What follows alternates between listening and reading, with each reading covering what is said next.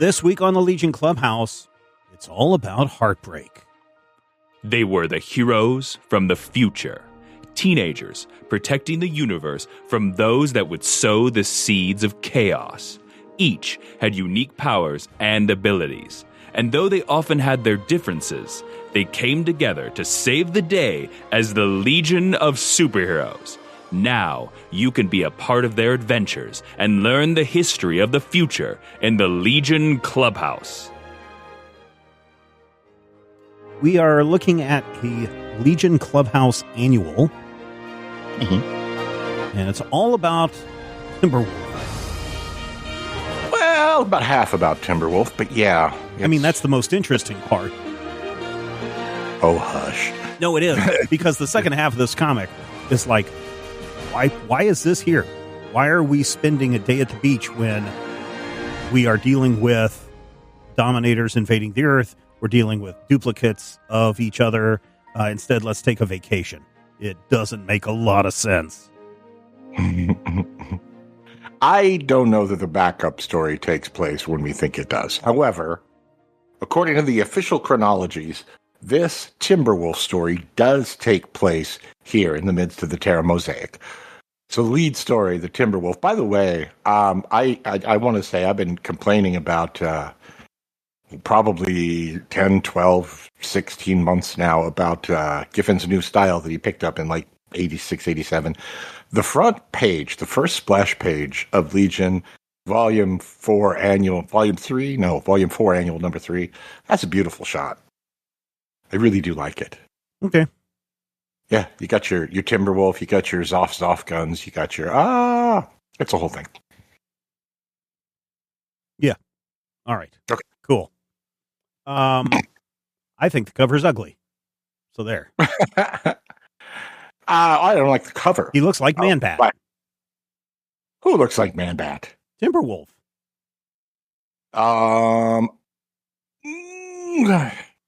From your perspective, I definitely get that, because the Man-Bat that started popping up after Kelly Jones kind of redesigned Man-Bat, roughly about this time. Yeah. But yeah, here's the thing.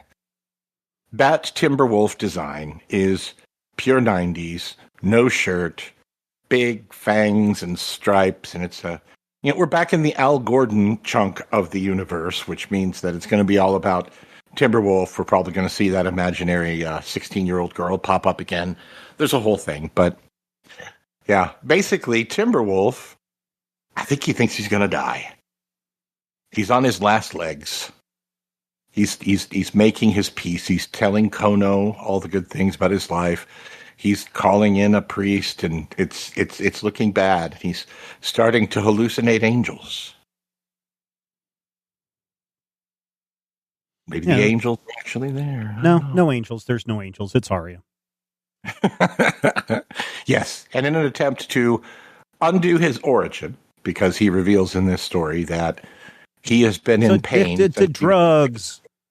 If only Green Lantern and Green Arrow had walked in at the appropriate time and said, Timberwolf, you're a smackhead, all of this could have been avoided.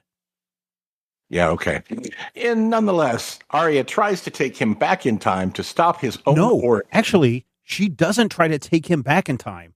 She wants to go back in time by herself, but because he reaches out and touches her, the time stream says, two things can't occupy the same space at the same time. So they bounced him an additional 1,500 years in the past. 1,005 years to the modern day DC universe, where he shows up and he's drawn by a completely different guy. Well, and I think that's the most interesting part of this entire issue, right? Mm-hmm. Is how the art changes when they go back in time. In the present day, where everything is a 9-panel grid, the instant we go back in time, suddenly we have real comic books again.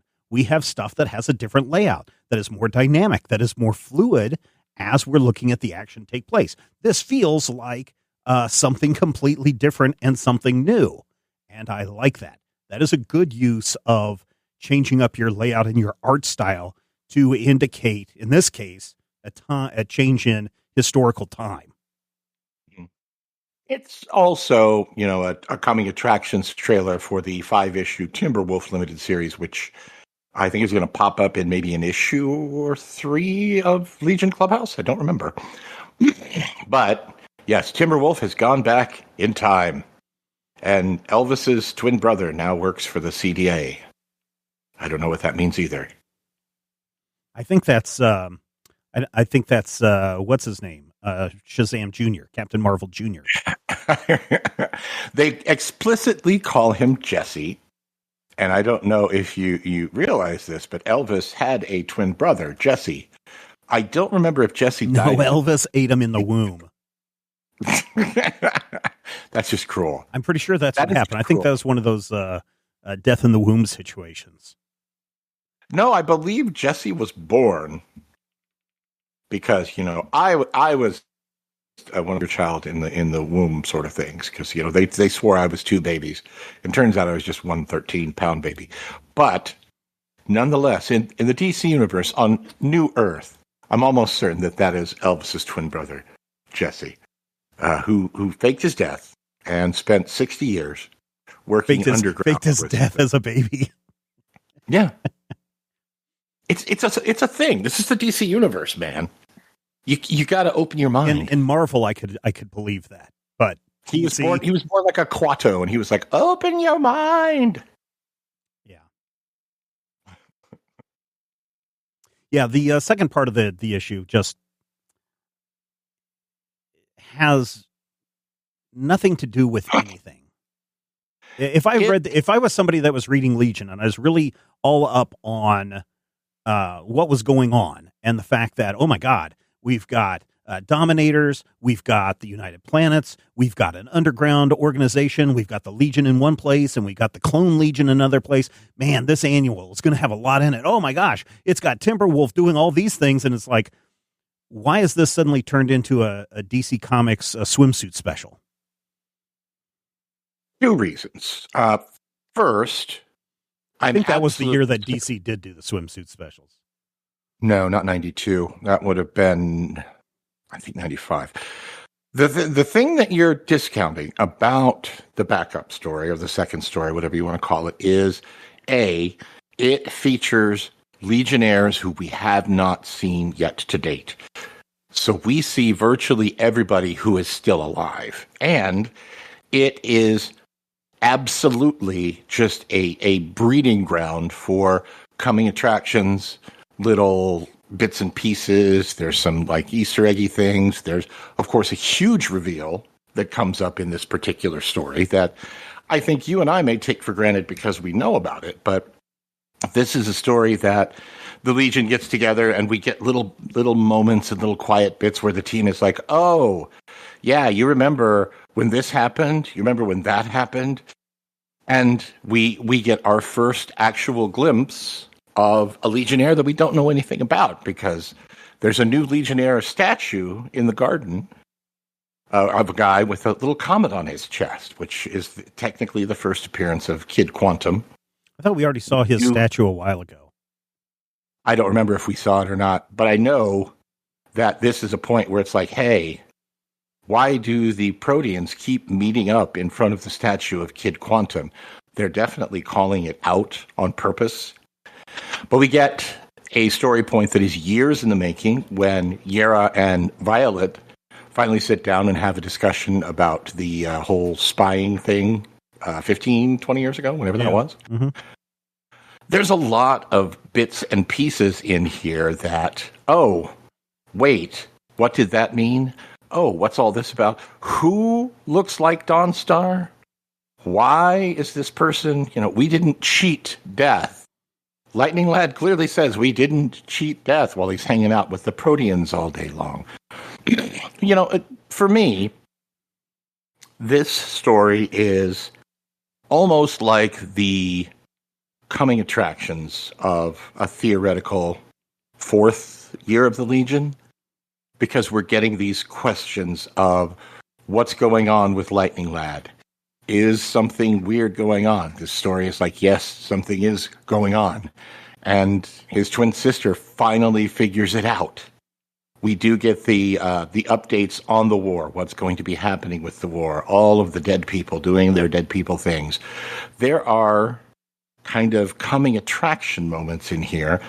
But most importantly, if you are a Legion fan, you get to see weird moments like Lornu's possible multiple personality disorder coming back to the front. You do have the ongoing strangeness between the Rand's twins. I think there's two different births. No, there's a birth. Just a birth. And then there's a christening. There's the christening and the birth, yeah. Yeah. Which again, why are we bringing Christian belief doctrine into the future like this when these two are from Saturn and from Rigel 7? It's just, I don't know. It just is. It's a lot of ridiculous wind being blown around here. Yeah, and the reveal is that a million years ago in Adventure 306, they did not resurrect Lightning Lad. Yeah, it's been Prody all along. They just put Prody's brain in his body. Yeah. Starboy has a baseball team. I hear he runs a baseball team. Starboy takes the championship, whatever that's about. It is meant to be that summer break. It's meant to be like the family reunion where you take the 4 days off and you go visit grandma in the fields. It's honestly, I really enjoyed it. I remember enjoying this when it came out simply because we got to see Starboy. Where's Starboy? Where's Tellus? Where are characters that we have not seen in this future reality? Where are these people who, have been part of the Legion's storyline for so long, but have never appeared in Volume 4?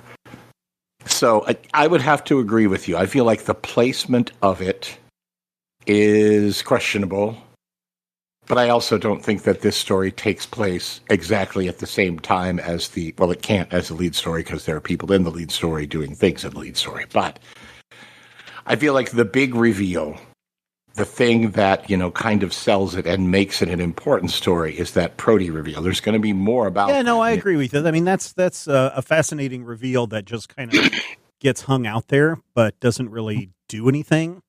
So I think that's kind of interesting. How old is Kano in this? Kono? Yeah, Kono has always been like a 17-year-old, I thought. Is she, though? Kono's because I thought when she was first introduced, she came off as much, much younger. If you go back to her first introduction, and then suddenly now we've got her topless, and they're like, oh, wait a minute. We've got an underage girl that's topless. So in fact, even if she's 17, she's underage. So we better put a joke in there about how she's trying to lie about her age to get a drink and to make sure that we're covered on that. So, yeah. I don't know that anybody is truly topless in this issue. I feel like, they got their little flower rings on. That's the whole thing. But, yeah. And again, I feel like I want to come to the defense of the positive parts of this story. I mean, you did. The Prody story, that's great. That's awesome. The fact that you get to see Bouncing Boy do absolutely nothing in this issue, that's awesome. The fact that we get this comedy bit between Prody and Chameleon Boy, that's great. Hilarious. Hilarious. I laughed so hard during that part. The fact that we get to see a crazy, out of control Timberwolf in the regular time period and the change in the art style, all of that's terrific. Rest of it, though, there's more misses than hits in this, and that's by using future Blurnsball rules, whatever they're playing. Exactly. I feel like if these are characters who are in their mid-30s, seeing Dream Girl as kind of chubby and maybe showing her age, I feel like that's nice. I don't think they meant it to be body positivity, but it comes across that way to me. I feel like it kind of reinforces, not necessarily relationships, but it reinforces that these characters are like a wide-ranging team, like a group of people. So at one point, we do see Chameleon and Joe and Loomis watching the girls in their bikinis, while at the same time, Yira and Dream Girl and Princess Projectra are watching them in their little swimsuits. It's kind of, it's a very light and frothy story, but it's just full of all sorts of junk. Plus, we do get the cosmic night baby who sadly does not live long enough to decide whether he's magnetic or super strong in the dark. I would make them magnetic, but only in the dark. That's how you would be the child of Cosmic Boy and Night Girl. Yeah. We'll see how that turns You'd out. call them What's that? Dark Magnet. What's that? Dark Magnet. Oh, and the Timberwolf story introduces one of the worst characters of the 1990s in Thrust. So we got that going for us. Yeah. Thrust. You don't know Thrust, but you know his dad. Wink, wink, nudge, nudge. Know what I mean? Do you know who his dad is? I don't really care. To be honest, this issue I could care two craps about, to be honest. This thing was kind of a waste of my time. It didn't do anything to move anybody's stories forward. It didn't do anything to address any of the storyline that's going on. By the time we hit the 1990s, around this time, this is where DC's annuals really start falling apart. Now, I will note that this is the third annual in 1992 for the Legion of Superheroes. That's why it has the number 3 on the cover. But it is, well, actually, it's just the third issue of the annuals.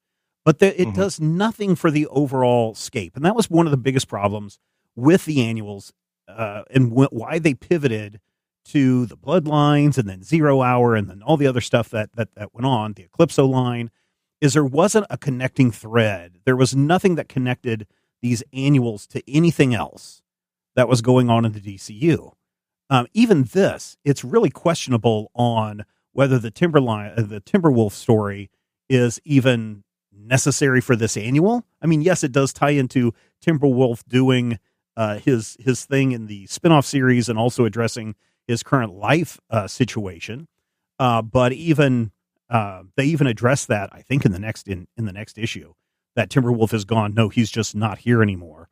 But a lot of the DC annuals at this time period were just these issues that you would buy for the summertime reading and for nothing else. You weren't reading any of the main storyline stuff that was going on in any of the books. You were just reading these kind of one-shot things that didn't really matter. But at the same time, if you are someone who is reading the Legion of Superheroes and you get to this and like, oh man, I sure hope this addresses some of the bigger concerns that we are seeing in the main storyline, and this doesn't do that, it feels like a slap. It feels like the rug's been pulled out from me. It feels like a bait and switch. And it just, the more I read on this issue, the more irritated I got. It is a throwback in a lot of ways to the 80s annuals, which were specifically designed to be a break from the ongoing story. They were not meant to be connected because of the way the summer fell and because of the publishing schedules. The annuals were there to kind of fill a spot and to give you something, usually a one-shot, and put it all together and just like, here's a big one-shot issue that you can read. It's part of the story, but it's not necessarily part of the story, if you can hear the air quotes. But you also note that when Marv Wolfman started using them with notably the Judas Contract, to be the big double-sized finale to his 6-part story, the annuals became something different. That's kind of the modern take on the annual. I honestly feel like the shared theme annuals that DC did in the mid to late 90s were actually weaker than just the one-shots, because if you look at Bloodlines had 32 annuals, I think. It's either 2 or 3. I thought it was 3, but it could be 2. Most of the time with the annuals, you'd have very much like an Invasion. You had an opening book and you had a closing book, maybe one in the middle. But for the most part, you had the bookends, and then everything else spilled out into the annuals or the new books that were launched. Hitman, think was in his own book, but he may have debuted in a Batman book first. I can't remember.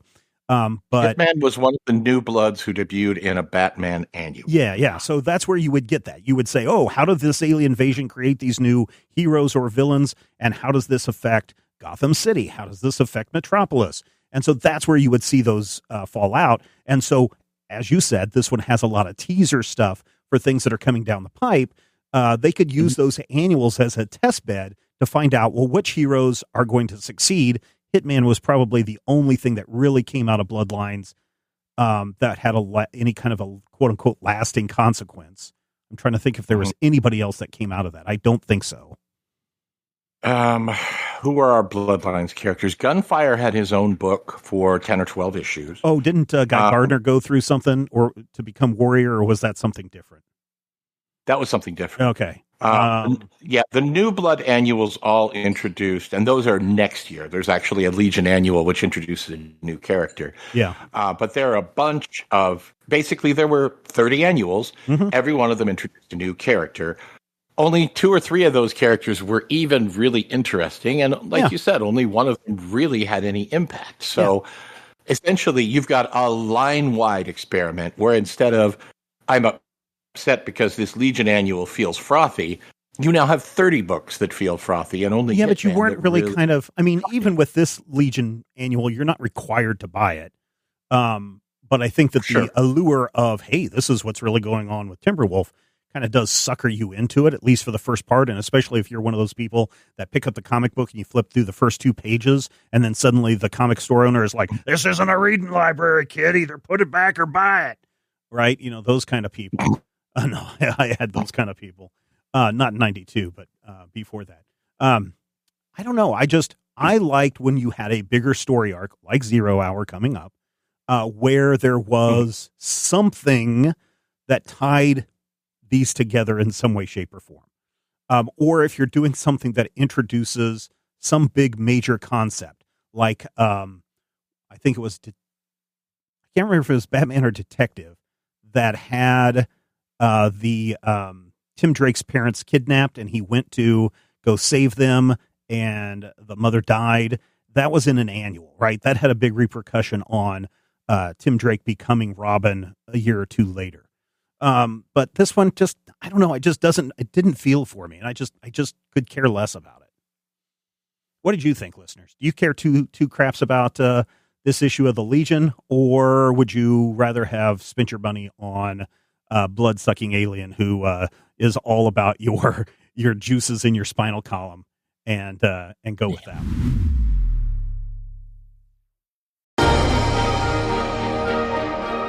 If you enjoy the show, we would appreciate your support. You can find out more and become a Legion Clubhouse member at patreon.com/major spoilers.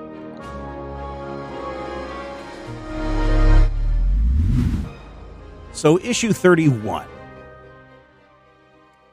I feel like I am somebody who supports the trans community, but I am only going to speak from without any kind of malice intended. But I think that someone who is trans probably would have a better reason to talk about this issue than both of us. I'm going to say that up front. I don't find any reason, well, there is a reason for this reveal to take place in this issue. The question we have to ask ourselves is, why is Shvaughn Aaron trans? And what is the issue saying about trans people? And I think, based on your notes here, Matthew, I can see it. Yeah, it's a thing, but in hindsight, were they treating this with the respect they should have been treating it? Well, and the question of respect is a difficult one because this is a time frame where a lot of stories toyed with what at the time they considered to be kind of a science fiction-y concept of you can just change your gender and you can do what you need to do. And I feel like the expectation that within, less than 30 years, within a generation, that you would be in a world where people can, in fact, choose to transition and change gender. I don't feel like that's something that they were looking forward for. So I am not entirely sure that this is a story that you can really expand to that level. What this really, for me, ends up being is a story, one of those comic book stories where they kind of take the gift of the Magi approach, where Shvaughn Aaron chooses to transition or chooses to take a drug that makes him a woman so that he can be with the boy he has a crush on, Element Lad, not realizing that Element Lad is, in fact, a gay man. Okay, stop right there. Okay, stop right there. Because that does bring up the next big important question is, if it doesn't happen in the comics, does it really happen? He explicitly says in this issue. No, in this issue that we had. Yes, okay. In this issue. Prior to this, the only time, so we did talk about this when there was an issue, and I forget what issue it was. I want to say it was like somewhere in the 300s, where everybody's joking around, and Element Lad says something to the when it comes to girls, they're out of my element, and that's supposed to kind of be this. Oh, he's not into girls, but then the very next page they have him kissing Light Lass, right? So that throws in all of this question of, is he gay? Is he ace? Is he pansexual? What's the thing that's going on? Which leaves that totally up in the air into Element Lad's sexuality. Keith Giffen comes out and specifically says in 1976 that Element Lad is gay. But he says it in a fan zine. Now, I can tell you that this fanzine was not available in any of my comic book shops. The internet did not exist. And so my ability to access as a comic book reader this information would be nigh impossible.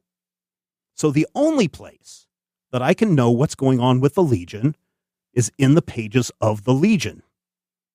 And to make matters worse, right after that announcement, that's when Paul Levitt introduces Shvaughn Aaron as the love interest for Element Lad.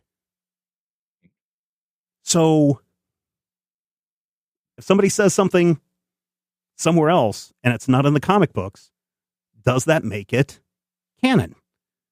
It almost seems like Giffen says one thing, and then Paul Levitt is like, well, I'll show you. I'll just give him a female love interest. And because of that and the continued confusion, Keith Giffen's quote-unquote fix to solve all of this was to make Shvaughn Aaron a trans person. That seems rather complicated and also seems, I don't know, it seems weird and wrong, right? It almost feels like, it was Jim Shooter that said that he was gay in the 76 Interline. It almost feels like they're going back and forth and trying to get at each other on this, where Jim Shooter says he's gay. Paul Levitt says, no, I'm going to give him a girlfriend. And Keith Giffen's like, I'm going to fix this by doing this. Does that seem weird? I mean, how do you address that when it's not specifically spelled out in the comics so that everyone in the comics who are reading these comics know what's going on? In 1992, right, previous to 1992 even, you can't. You don't. Right.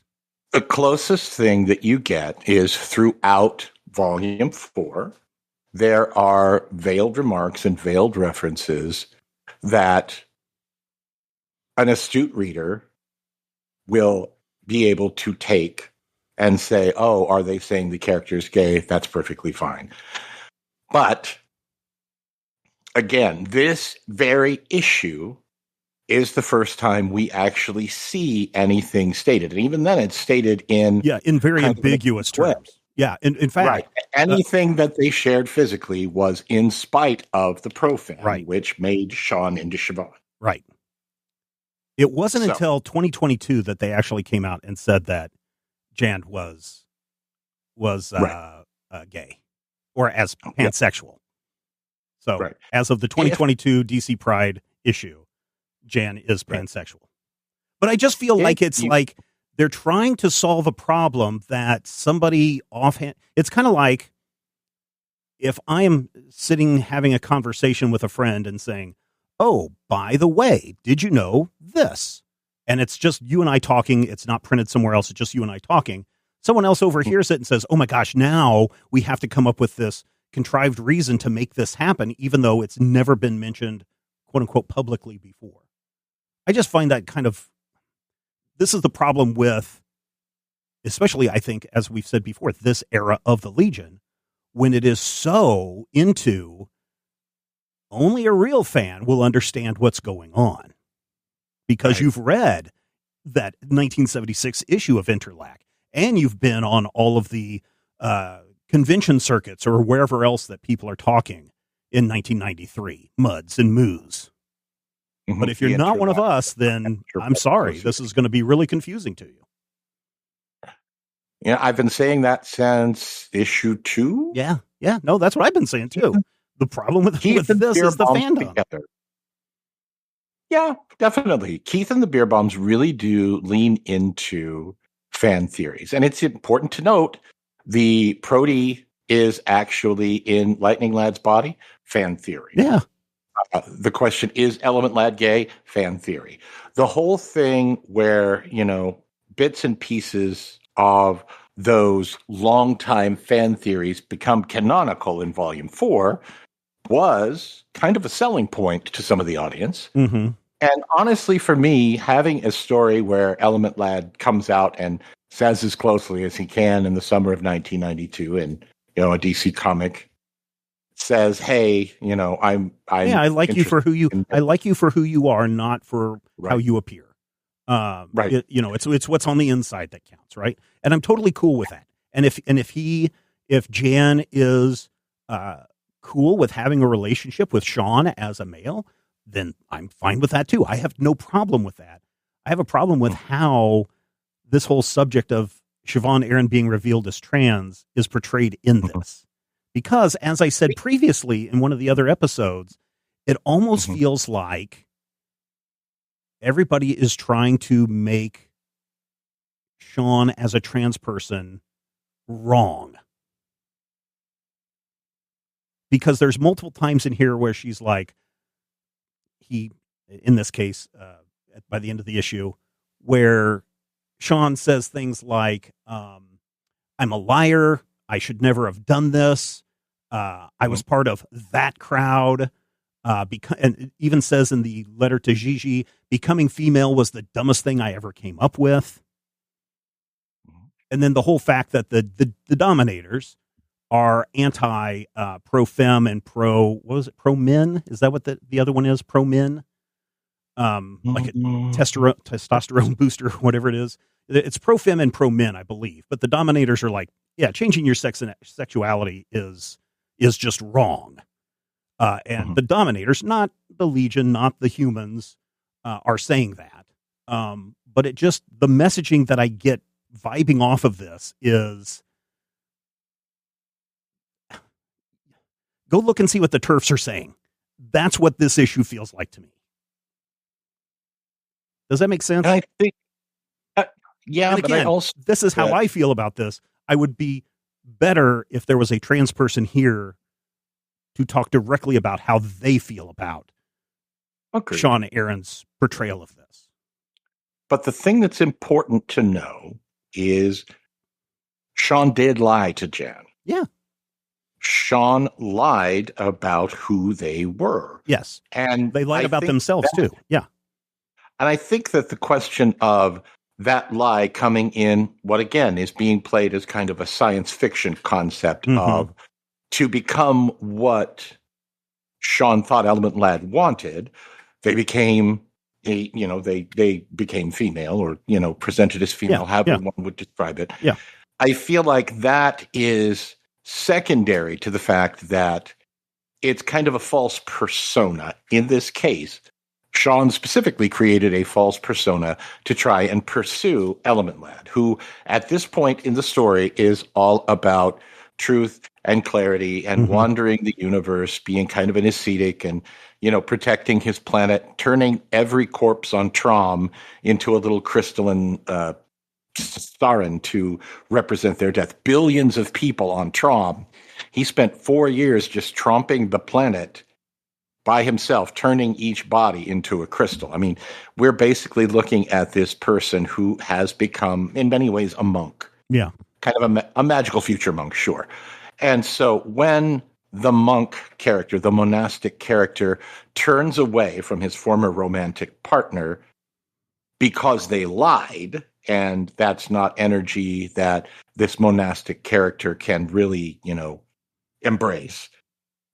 I feel like it's meant to be they're better off sort of situation where Shvaughn is now, back to whatever one wants to look at as, their situation now. And of course, Jan has gone on and Jan has moved past, any type of romantic or physical relationship. And Jan is like, walking the path of an Element Lad with a stick. I feel like the takeaway from this is supposed to be the romance, that teenage romance is over. It was what it was, and now they're both adults and they're going to find their own way, and they're kind of better for it. And we see that play out when SW6 baby Element Lad shows up. Well, he of course has the issue where accidentally seems to have killed a bunch of Dominators, but also finds himself bloodthirsty, angry, enjoying killing a bunch of Dominators, and, kind of flips the flip out, as one would, especially if you're Element Lad and you've grown up in the Element Lad situation. But I feel that, honestly, a lot of the bits and pieces of why did fandom say Element Lad was gay in the 70s, the arguments really came down to he had pretty curly hair that he always took care of. Well, and his costume was flamboyant, sure. Yeah. Right. He had a pink costume, and when he didn't have a pink costume, his costume had a big phallic male symbol on the front of it. And it's the kind of thing where, honestly, from my perspective, the quote unquote evidence or the things that people put together and say, this is why we believe this character is gay, came from a place that is as problematic as the takeaways here. So yeah. What I feel like at least me, what I feel we have to look at here is this is a story of a man whose companion, whose love lied to him. And in order to let them go and be who they should be, because they not just lied to him, they lied to themselves to become something that they thought he wanted. And that's what Shvaughn was. Shvaughn was what Shvaughn thought Jan wanted. A persona, a constructed false face in a lot of ways. And that's the problem. And that's what makes the story so difficult, because now when we all know trans people, when we realize that trans people are around, have been around, this story with a character who is ostensibly trans, who is definitely someone who, transitions from one gender to another and then back, which again, another bunch of difficult overtones and unpleasantness. But when you have that moment and you put it all together, it feels sour. And at the time, this was a sweet romantic issue with a heartbreaking ending. I'm curious. Do you think, because again, this is the time we're starting to see Vertigo come out, we're seeing LGBTQAI representation in a lot of the Vertigo books. Do you think that this Shvaughn issue and the origin of Shvaughn, or the backstory of Shvaughn that's revealed, do you think it's part of that we want to be like Vertigo too? Coagula, who is the first overtly transgender comic book character is, I think, only about a year and a half away. I know that Enigma, I believe Enigma, if I'm not mistaken, was another Vertigo character who was FTM trans. But I feel like Enigma isn't that far away. I feel, honestly, if you want to, if you look at this and say, this story is this story is that early representation. It's kind of like the argument that I have when people say to me, they say, Mal Duncan is DC's first black superhero. That is not true as it is stated. So you can say that Shvaughn Aaron, showing up in July of 78, you can say that Shvaughn Aaron is DC's first trans character, main character, supporting character. Sure. But you also have to take into account that there were fans who were upset when they put Element Lad in a relationship. Oh, sure. With a woman. No, there but were fans who were doing it. I guess what I'm trying to figure out is this doesn't, and again, we're looking backwards 30 years where, you know, someone coming out as trans 30 years ago, well, it's more than 30 years ago, 40 years ago, was very different than today, right? No. And I'm wondering, looking back on how this character was treated in this issue, it doesn't feel like this character is being portrayed or treated fairly. You know, we've used words like liar and part of that crowd and dumbest thing I've ever done.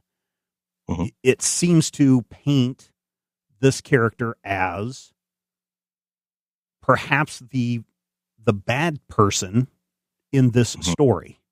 And I don't like that. I don't like, because that is, you know, too often we see people in the LGBTQA community who are portrayed as the villain of the story because they don't conform to cisgender ideals. Right. And I feel like that is what has happened to Shvaughn Aaron or Shvaughn Aaron in this book. It feels like they are being treated as the villain when they are not. I definitely see your point, and I feel like, am I off base? Not necessarily. Okay. I feel like there's nothing invalid in what you said. I don't necessarily share all of it, but it is important to take into account that if we say Shvaughn, they count as a trans character, which I would note.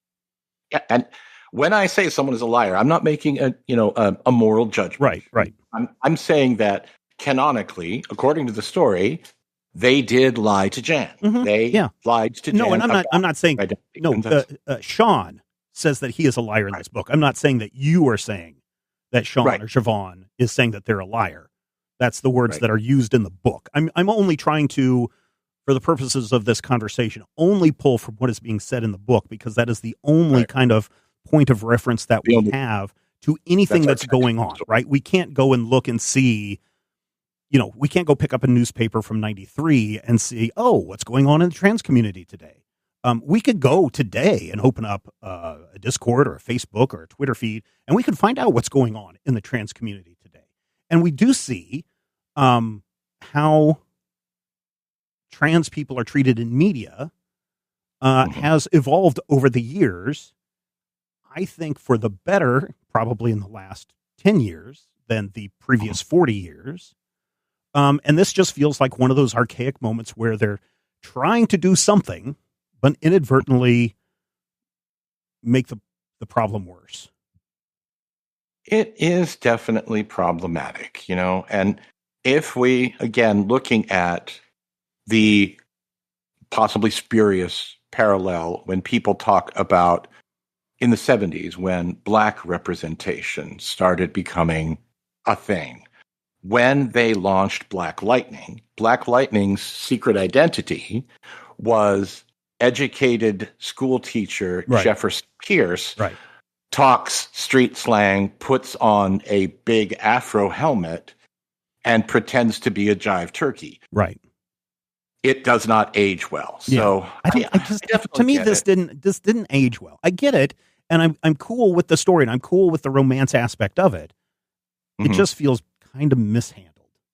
It's that argument of, is it better to have questionable, difficult, quote unquote, bad representation than no representation at all? I mean, having this character be here and having them be flawed, be a liar, be someone who, is willing to kind of betray themselves to try and get to possess the person that they're in love with, to be, to be part of Jan's life at the price of their own truth, their own identity.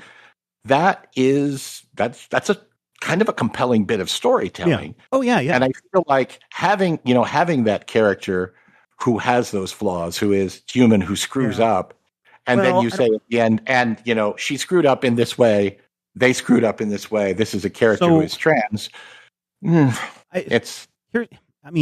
Again, I don't pretend to understand everything about the trans community.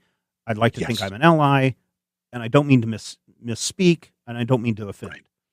But at the same time, there's a certain faction, we could call them a political faction, that right now are going around and saying, oh, people who want to transition are wrong, and they're going to regret it later. Right. Especially when they're talking about young people. And certainly when Shvaughn was introduced, she was a young person. Their minds aren't right, and they're going to regret it. And that's kind of what happens here. And it is a very unfortunate implication. Yeah. And it's one that I look at. So I do know one thing about 1993. 1993 was the year that I think it was Minnesota was one of the first states to make gender identity, or start to make gender identity, a protected class. Yeah, cool. So it is not one of those things where, this is one of those things where it's in the zeitgeist. It's kind of a thing. Yeah. It's the Legion kind of playing with this. And when they added the cute science fiction concept, when they added the Legion ephemera to it, that's when it got yucky. And we've seen it before. We've seen it with Tyrock. Mm-hmm. We're like, we added the Legion ephemera to this, and it just got worse. And now we have a giant angry black man who's dressed like the love child of Elvis and Peter Pan. And it's not working, and we're going to shuffle him off stage till 1992. So, one final question I have about this issue, and then we got to get out of here. There's a point where Element Lad goes in and he's stealing the drugs, and he's like, "Oh, hey, this formula, I could make this, but I won't." Is that because he's mad at them for lying? Or is there a different reason why he says, I could do this, but I won't? He says this has to be her decision. I take that as Jan, again, the ascetic, the monk who's all about truth. He could literally snap his fingers and end the question entirely. Yeah. He could, with his powers, constantly generate the pro-femme for her. Mm-hmm. He could keep her, as long as she wants to be Shvaughn, he could keep her Shvaughn.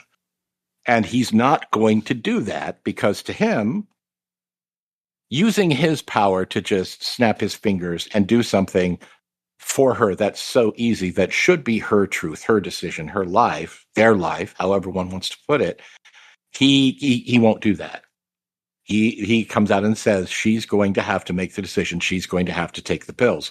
And the pills that he brings her, the Rokian, which, by the way, is the name of the Kryptonian colony where Supergirl's parents settled after they were saved from the ruins of Argo City, which annoys and confuses me.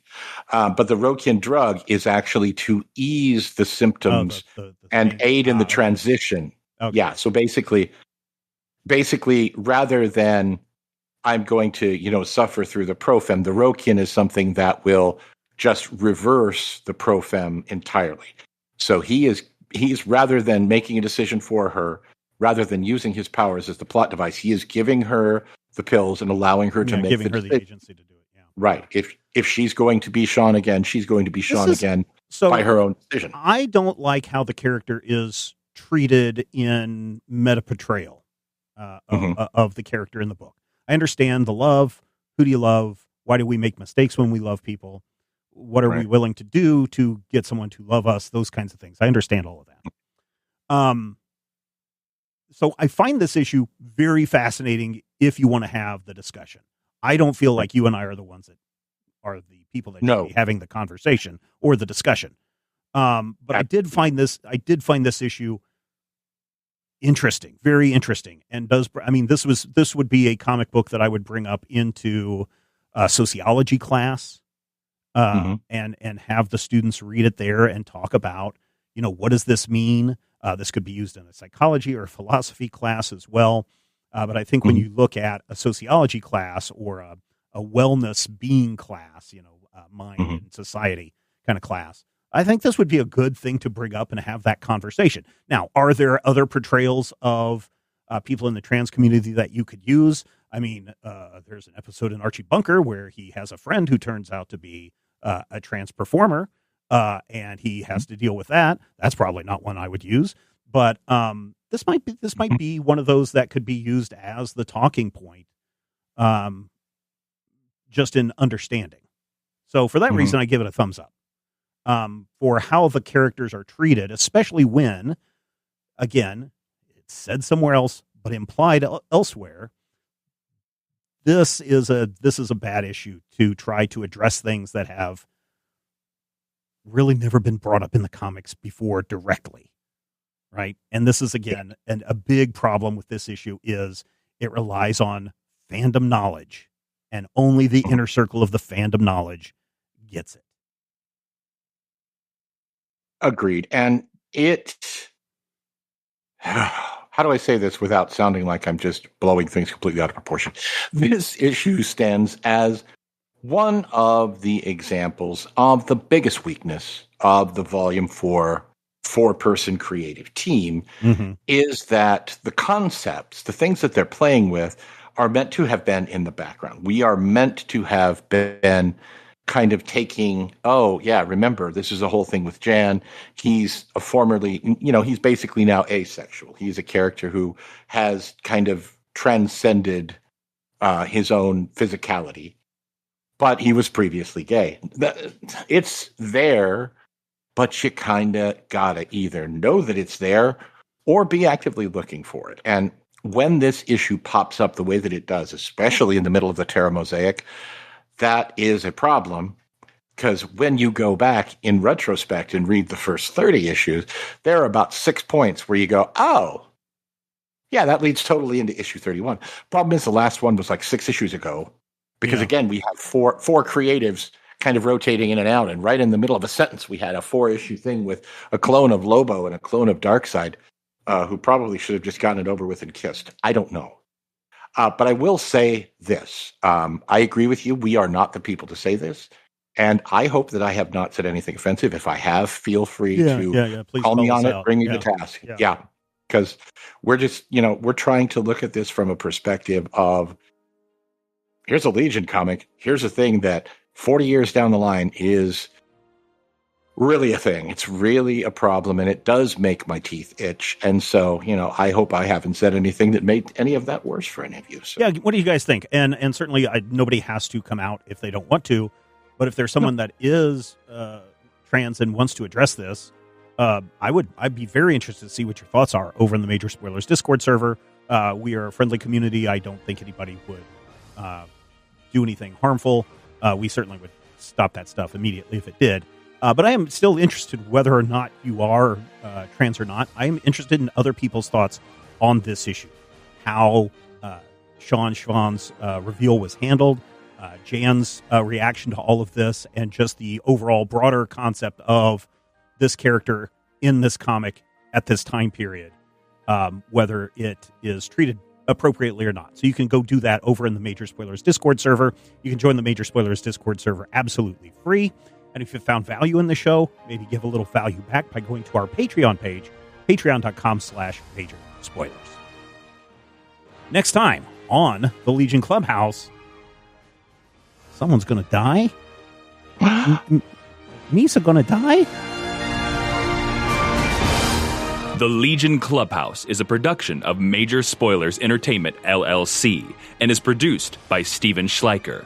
Your hosts were Matthew Peterson and Steven Schleicher. You can follow Matthew at Mighty King Cobra and Steven at Major Spoilers. You can follow this podcast on Twitter at Legion Clubhouse. If you have questions or comments, send them to podcast@majorspoilers.com.